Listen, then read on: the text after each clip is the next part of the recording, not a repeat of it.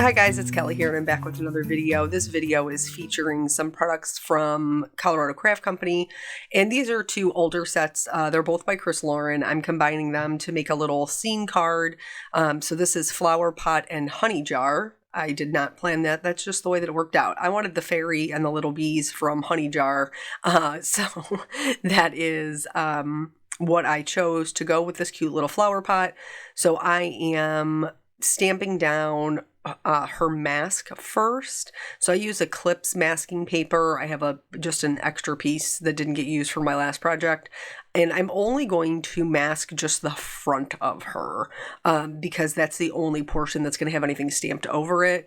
When you're doing masking, you want to stamp whatever you want to see the most of first. So since I want to see her face and not the flower in front of her face, I am just going to stamp her first, mask her, and then I will stamp my flowers.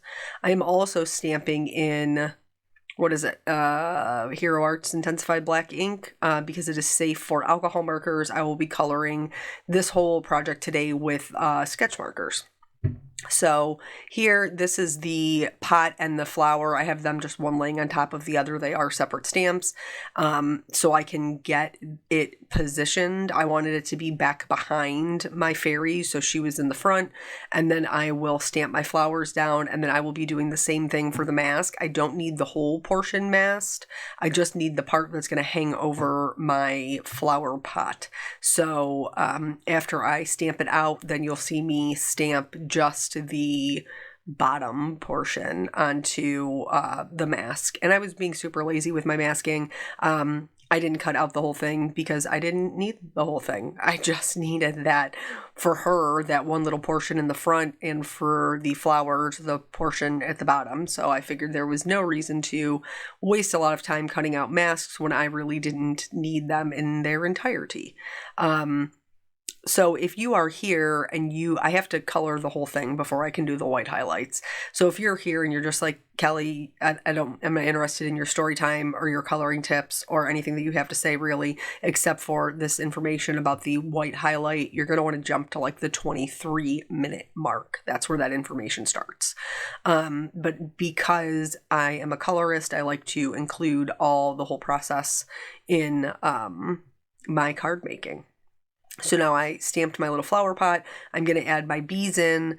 Now, some of these bees are large, some of these bees are small, and this is just going to help us create a little bit of perspective.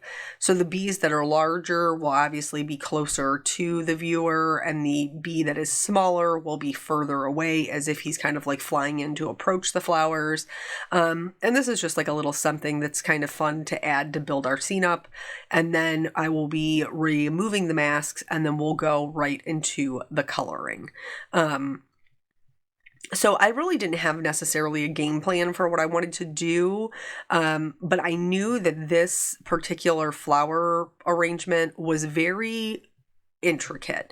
And so I'm going to do, I call it color mapping, basically where I just go in with the lightest color of whatever I will be using and just put that down as a base color so that I can figure out what pieces, parts are supposed to be what color. So that is what you see me doing here. I've just picked the lightest of all of them. So like the lightest skin tone, the lightest yellow, lightest purple, so on and so forth. To just go in and figure out where my actual flowers are, where they separate versus leaves. And you'll see, I didn't show you in the bee, like with the first group, any green, because I knew the green would be the last part, because it would be kind of like whatever was left over. And so that's what I am doing here. If you're wondering how I chose my colors, so when I did another card or cards, I can't remember, with this little fairy from the Honey Jar, because she's so cute. And in those cases, I typically colored her like yellow and black, like a bee. But this time I just colored her like a regular fairy. Just another way you can kind of stretch your supplies and get a little bit more out of them. But in coloring her purple, I also then colored two of the flowers purple to create kind of that visual triangle. If you watch my channel, you know I talk a lot about continuity and like making your card looks like it goes together. And so the colors that I chose to put in my flowers are colors I already knew would be used elsewhere in my card. So like I have the orange pot, I put in an orange flower. The yellow flowers, I knew I was going to have yellow in the bees. Blue sky, blue flower, like so on and so forth. You get the idea. But that is how I pulled my colors for my florals. And then, like I said, once I have those done, I'm going to go in, and I used the same light green for all of the greenery, even though I know I'm going to put in 2 different colors of green, just because I like some color variation. And this is super sped up because it's really just the first layer and it's not us adding any shading. So I just wanted to show you the whole process. The only time that I did not just fill in the whole thing is right here with her hair. With her hair, I took my light gray and I just kind of laid in the shadows. I left the highlights white. And the reason I did that was so that when I come back later on to do my coloring, I will have some actual bold, bright highlights. Now I'm going to move on to doing the background. This really wasn't anything kind of fantastic. It was just a general, like little grassy dirt area and then a sky. And I was super inspired. If you have watched my channel before, you know I'm a big fan of Amy Young.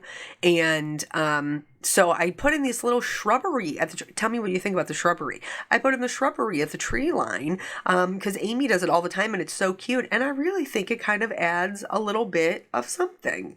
Really, truly, I do.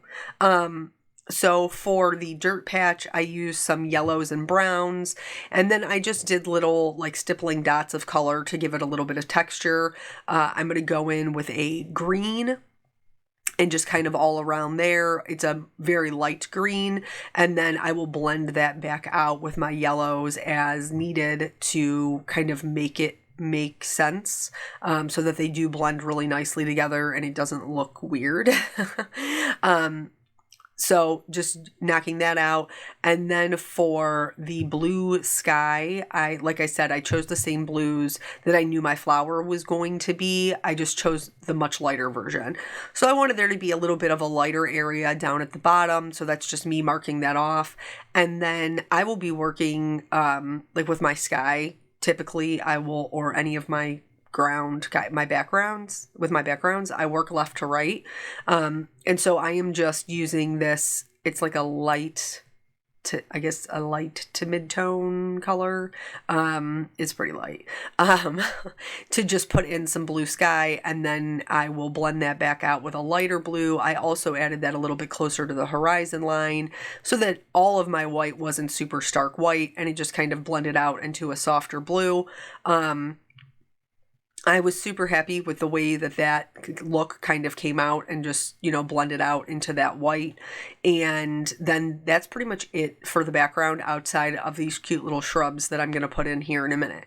In order to put the shrubs in, and I think it does really add something to it, I just did some little blobs, really little blobs of shrubbery, and then I put it all down with my lightest color, and then I went back in with a darker color to just kind of fill those in. I left a little bit of an edge of the lighter color, and then I will go back in with a lighter color and blend those out.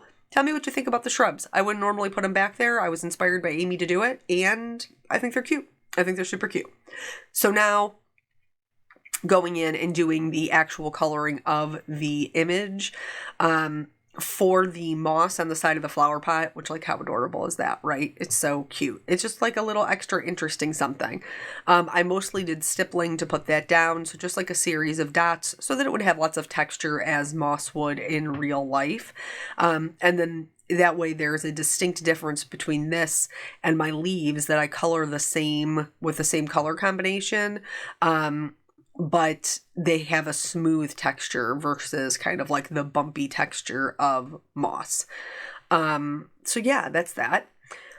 I feel like this is going to be a really long story time, even though I don't really have a story to tell.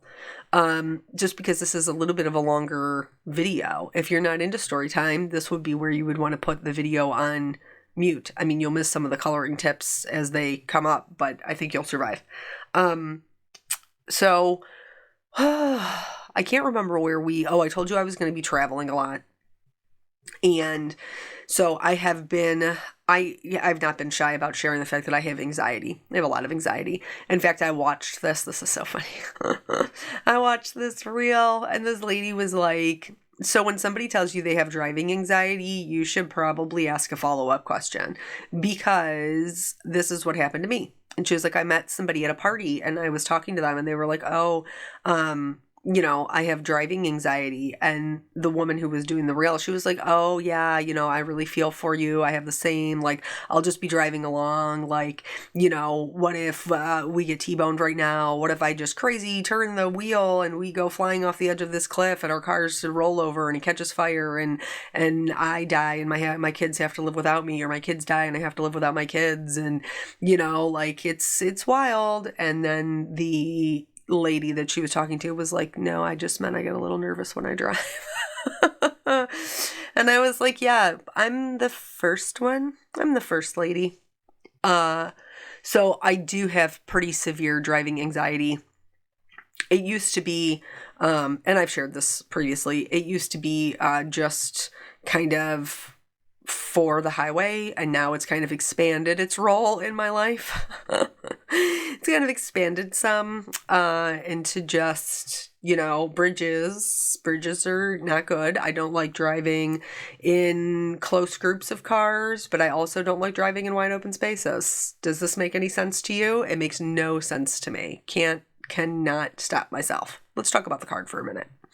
So here, she's got like a little frilly kind of neckline and skirt. And so I decided I was going to color her all one color. This outfit would look super cute in multiple colors, but I'm adding the shadows, which is true of anything that I color. I add the shadows any place 2 points meet and anytime one object lays on top of the other.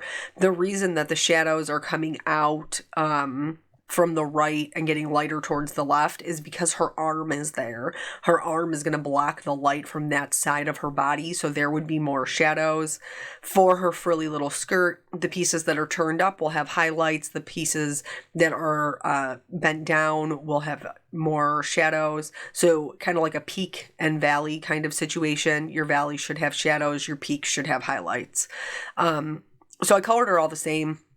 But then I wanted just a little bit of differentiation of the flowers that are kind of built into her dress. And so I'm just going to go over just the flower portion with a purpley pink color. And it's not going to be a huge change, but it's just enough to kind of set them apart. And then I will use the same purple color to color my flowers. Now, in coloring the flowers, these are very detailed. And that can be super overwhelming if you're not comfortable with putting dimension in your images. So my biggest tip to you is follow the lines that the illustrator gave you. They drew it in a way that made sense. So just ride their coattails. Like if they put a line where you're with your darkest color, like put a shadow in. You want to use just the tip of your marker and not be super heavy-handed, because we have to keep some area for highlight. If you get a little bit heavy-handed, no worries. We can add the highlight back in, which is the whole point of the video. We'll come back to that later. But anyway, wherever the lines are, that is where you want to put your shadows. And just go right over top of the line. It doesn't have to be a lot of shadow. It doesn't have to be a super thick portion. You just need a little bit of shadow to create that dimension, just like you need a little bit of highlight to create that dimension. And so that is all I am doing here, and that is what I will do for every single one of these flowers. I will just follow the illustrator's line and putting down my shadows, and then for my darkest color, blend out to my lightest. So yeah, my driving anxiety. So I have a lot of travel coming up within my state. Now, one of the travel trips, my husband is coming with me, so he will be my support system / chauffeur, which I super But 2 of the trips I will be making solo. And so I've kind of been working on how I am going to get over this anxiety that I have. Now, don't get me wrong, I have driven on the highway before, and I have done it more than a handful of times in my life. But the fear, like I do it scared. And sometimes with anxiety, that is just what you have to do. You have to do it scared.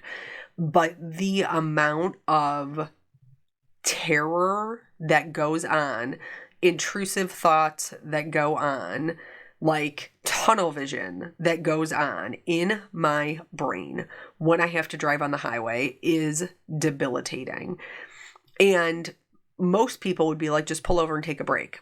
But I can't, because if I pull over, I will never get back on the highway again. So I just have to work through it while I am driving until it gets to the point where it's never completely gone. I'm just an anxious person, but where it is manageable.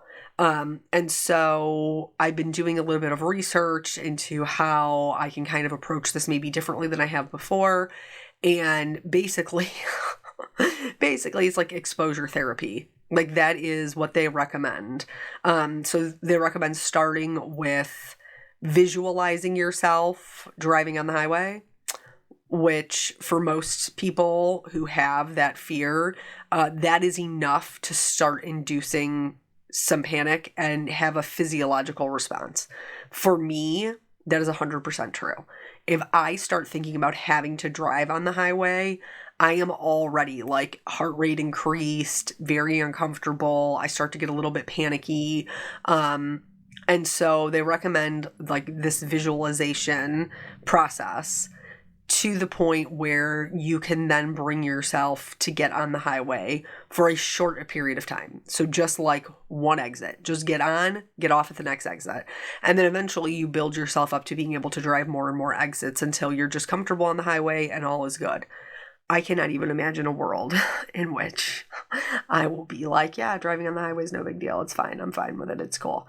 But nonetheless, I am going to do it scared because I cannot let it keep me from doing things. And last fall, like I had an opportunity to go see my friends, but I did not have a ride. And I would have to drive myself, and I didn't go. So like it's gotten to the point where the driving anxiety is like affecting my quality of life, and that is a problem. That is a huge problem. Now, I don't have to drive on the highway very often because even when I was working outside of the house, like where I worked, I didn't need to take the highway to get to. Like I drove all back roads. And so one of the intermediate ways, like going from visualizing before you get on the highway, they recommend is like driving roads that have higher speed limits. Because for some people that can be, the problem is that you're, the speed. But I already do that. Like I already am driving, instead of like 25 or 35, I'm already driving roads that are 45 or 55. And so here, like where I live, our miles per hour on the highway, like the minimum is 65. So I don't know. I am even telling you guys about it and not even being on the highway. I am already, can you tell? I am already like, girl, I don't know about it. I don't know. But I have to do something because doing nothing, like every time you avoid it, this is what I've learned from my research. Every time you avoid it, you're basically just training your brain that that thing is dangerous for you and you must avoid it. So you're like kicking in your fight or flight response and you're teaching your brain that this is something that we have to flee from because it is so dangerous. So you're making your anxiety worse every time you avoid it. But like doing it is terror, sheer terror. So it's not a good spot to be in, but I'm gonna try to do what I can. So where are we on the card? So we've done all of the coloring of the flowers at this point. We are going to move on to doing the black. And that's going to be for the two larger bees. The small bee, his body was stamped solid, so I didn't have to worry about him. But for the two larger bees, the stripes on their body as well as their legs and the antennas, So for and I apologize that the B in the bottom, like you can't really see. I apologize for that.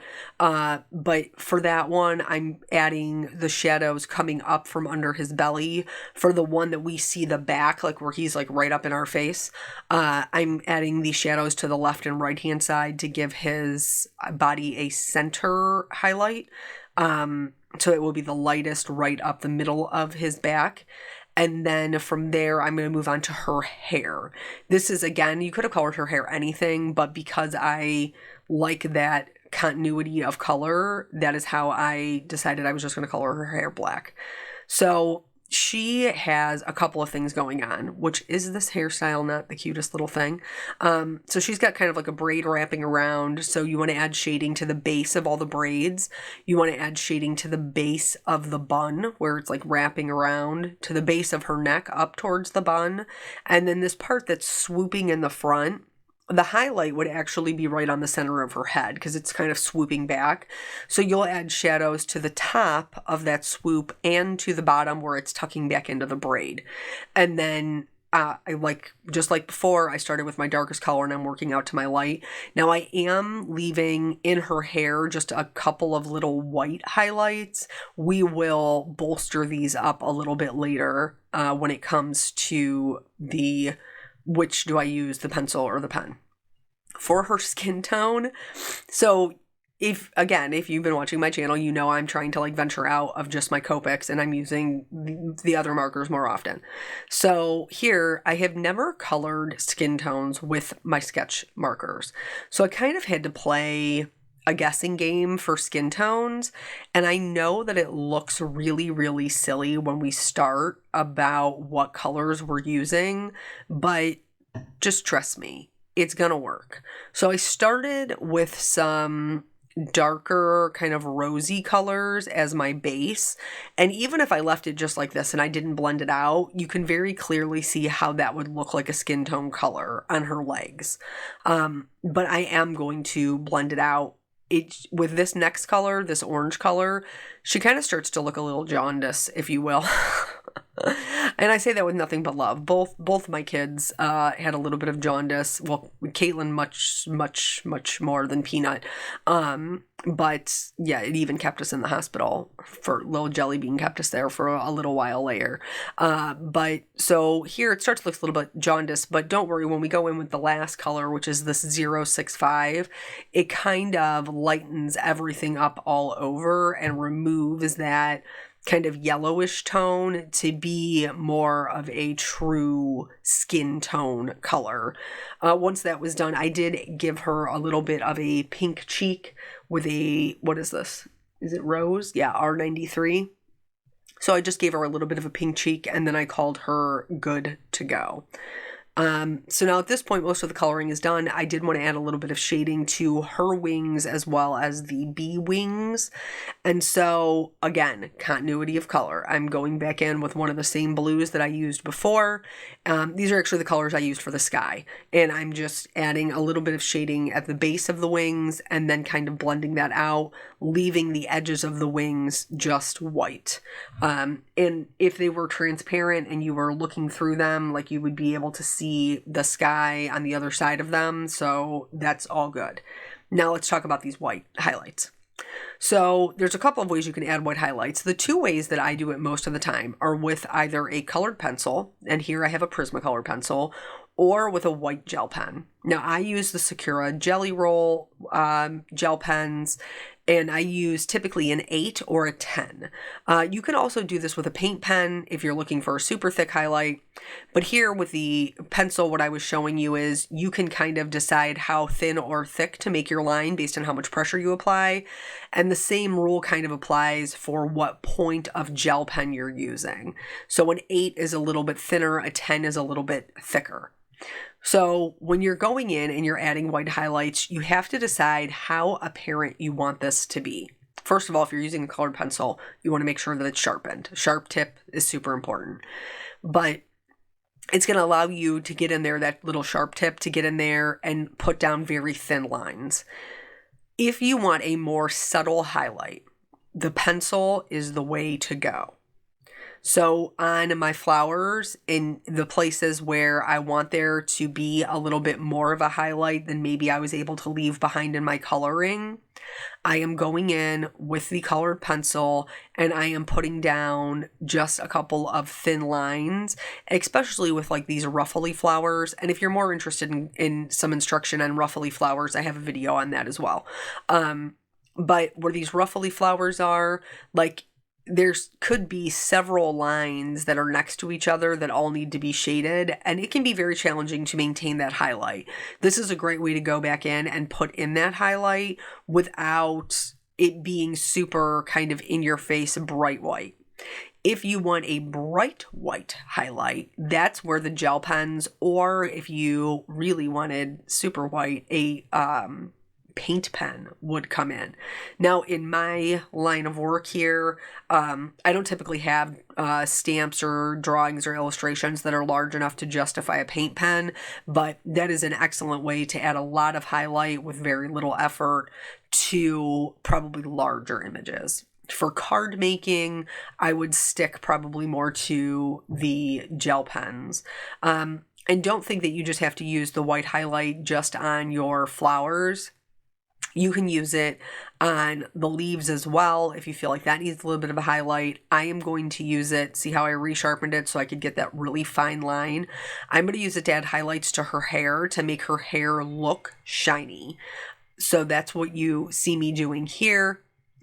And then I'm also going to add some white highlights with the pencil to that kind of tooling ruffle that you see around her neck and around her skirt. So just to the high points, I am adding a little bit of a highlight to that. And again, this isn't going to be super in your face. This is just going to be a nice soft highlight. That's what I was going for. Now, before I switch over to my gel pen, any of the glitter that you want to put down on your projects, whether it's like Zig, Clear, Winkostella, or this one, which is the Nuvo Clear, you want to do that before you do your gel pen, because if you do it afterward, you risk smearing the gel pen. So put down any glitters that you want. You could see I put it on her, I put it on the flower.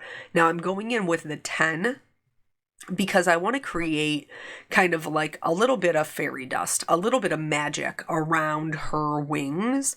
And so I'm doing some dots and I'm doing some little like flicks of stars all around her wings, even, you know, over her wings or over that black line. Because these are opaque, it's going to allow me to kind of create that look. I realize it's hard to see on camera, but in real life you can see those kind of shimmers that we put in there. I'm also going to use this number 10 to give a little bit of a highlight on my pot. This is a great way to get like a more kind of whimsical look. And then I'm going to use it to put dots in the center of the flowers on her dress as just like another added extra detail. Now I'm going to switch over to the 8, which will give me a smaller dot for the centers of the eyes on my girl, and as well as each bee. And then I'm going to use the 8 again, because it is smaller, to add in just a couple of white lines into the bee's wings to give them just a little more interest, like another layer. I'm also going to use that to put in some kind of like highlights on my little rocks or pebbles, or it could even be more little, you know, magic fairy dust that's kind of fallen to the ground as she's coming and landed. But I'm going to put that on the ground as well, just to add some more texture. And then that's it. That is the whole card. So I hope you learned a little something, whether it's about coloring or highlights. I do appreciate your time. Thank you so much for joining me, and I will catch you guys on the next video. Bye.